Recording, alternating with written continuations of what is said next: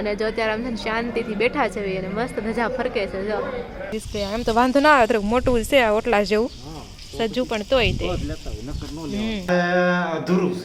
અધૂરું સાશે ને એવું ડોક્ટરે ના પાડી છે ખાવાની. Vote is the difference between 26 January અને 15મી ઓગસ્ટ? તો જો આ માણસને છે ને રજા હશે ને તો હક જ નથી થતું, કંઈક ને કંઈક ચાલુ કરે. એ તો કરે પણ આપણને હારવાર કરાવડાવે. સમજો તો સજા ઉપર આવી ગયા. હું તમને નડતું તો અહીંયા હતો વાયર તો તને શું વાંધો છે? હું ઓલી બાજુ ધાબે વધારે કેબલ જવા દઉં તો પણ અહીંયા તમને શું વાંધો છે એમ મારે કહેવાય. તને પૂછું છું તને શું વાંધો છે? ખોટે બહાર તમારે ઉતરવું પડ્યું કે નહીં એટલે મેં કીધું ખોટું હું રિસ્ક લેવા. રિસ્ક લેવાની ક્યાં વાત છે? રિસ્ક લેવા એમ તો વાંધો ના આવે, થોડુંક મોટું છે ઓટલા જેવું સજ્જુ પણ તોય તે. અને સામે ખેતરમાં છે ને જો કંઈક વાવ્યું બધું કાપી નાખ્યું છે અને ઠેક સુધી બધું દેખાય. જો તમે દૂર દૂર સુધી. હવે હું વાવ્યું હોય તો આપણે ખબર નથી. હું આવ્યું તું એવડા એવડા વાવ્યા હતા અને બસ જો આવું છે. અને અમારા જે પ્લાન્ટ હતા ને એને જગ્યા અમે ફેરવી નાખી છે, જે બાલ્કની આખી ક્લીન કરી નાખી સવારમાં. અને બધા પ્લાન્ટ અમે છે ને ધાબા ઉપર લેવા છે એવી, કારણ કે બાલ્કનીમાં તો એક વર્ષથી ફૂલ હતા પણ ફૂલમાં કાંઈ આવતું નહોતું. છોડ હતા, છોડમાં કાંઈ ફૂલ નહોતા આવતા.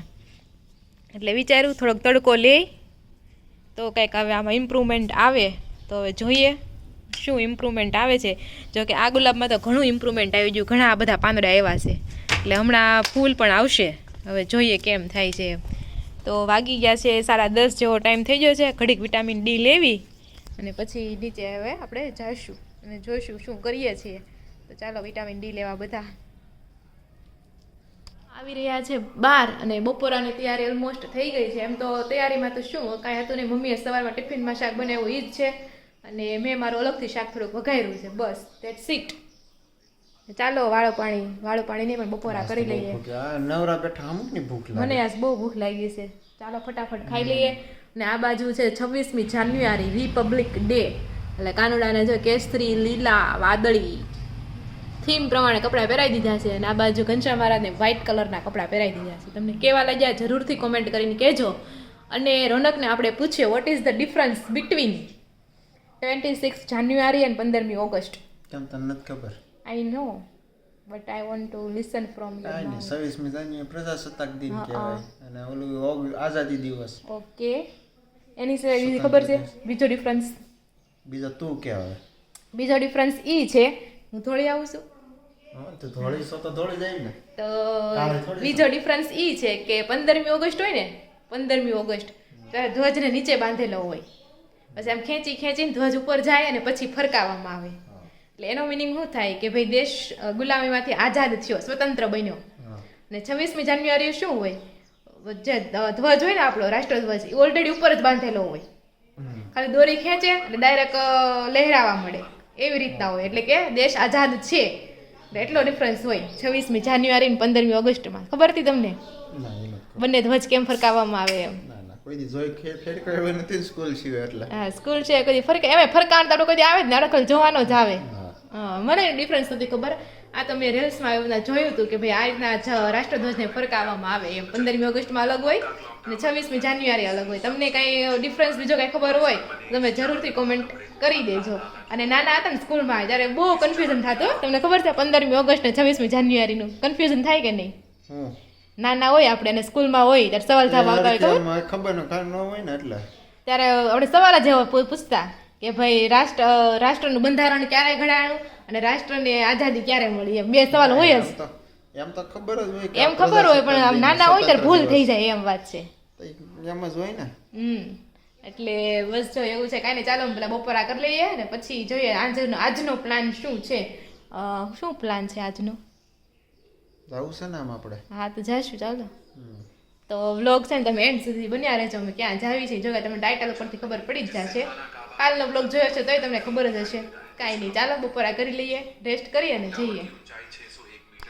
તો જો વાગી ગયા છે 4:45 અને થોડો ઘણો નાસ્તો કરી લીધો છે અને હવે આપણે જવાનું છે સિદ્ધનાથ મહાદેવ મંદિરે.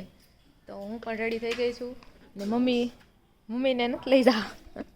મમ્મી બેહાર છે લઈ કે હાલો આવું છે. હા તે હાલો આવું છે. ડેકી ઉપર બિહાર છે. તો મમ્મી મસ્ત અહીં બેસી ગયા છે ખુરશી ઉપર, મોટી જબર શેરી અમારી, અને રોનક પણ રેડી થઈ ગયા. ચાલો આપણે જઈએ. અને આ બાજુ જો જાસૂદના ફૂલ આવ્યા છે મસ્ત બે. આ જાસૂદના ફૂલની ચા બને, તમને ખબર છે? ચા બને, રેડ ટી કહેવાય એને.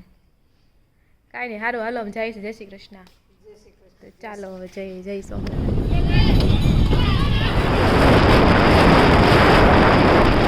અત્યારે છે ને 5:45 વાગી ગયા છે. અમે સિદ્ધનાથ મહાદેવ મંદિરે આવી ગયા છે. દર્શન પણ સારા થઈ ગયા છે અને તિલક પણ લગાડાઈ ગયું છે. અને આ છે મંદિર, સિદ્ધનાથ મહાદેવનું મંદિર. અને જો અત્યારે અમે શાંતિથી બેઠા છે અને મસ્ત ધજા ફરકે છે. જો તો કોણ કોણ આ મંદિરના દર્શન કર્યા છે કોમેન્ટ કરી દેજો.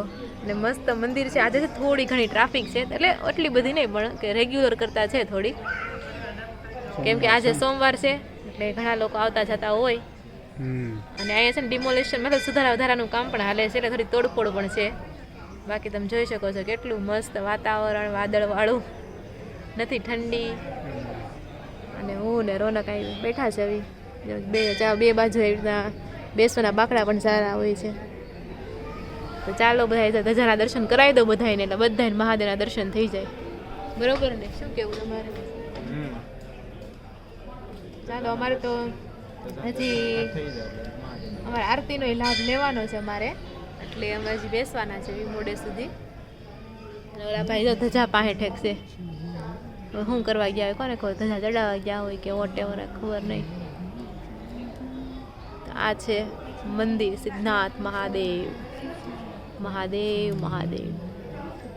તો જો વાગી ગયા છે 7:30 અને મસ્ત મજાના દર્શન અને આરતી કરીને આપણે ઘરે આવી ગયા છે. અને આ બાજુ મમ્મી બેઠા છે. જય શ્રી કૃષ્ણ. જય શ્રી કૃષ્ણ. અને તમારે મમ્મીએ તમને નહીં ખાઈ તો એના હસબન્ડ વાતે વાટ જોવે છે. આપણે અહીંયા જમી લઈએ.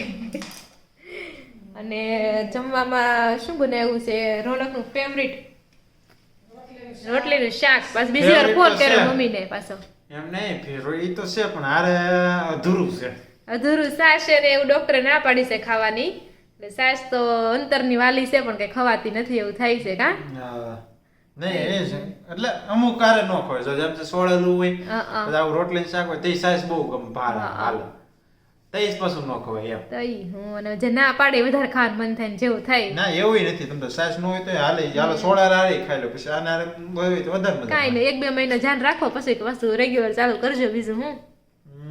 અને આ બાજુ મસ્ત ખીચડી બનાવી છે મારા માટે, કારણ કે મારે ખીચડી ખાવાની છે. તો ચાલો બધા વાળું પાણી કરવા માટે. સમજી લેજે.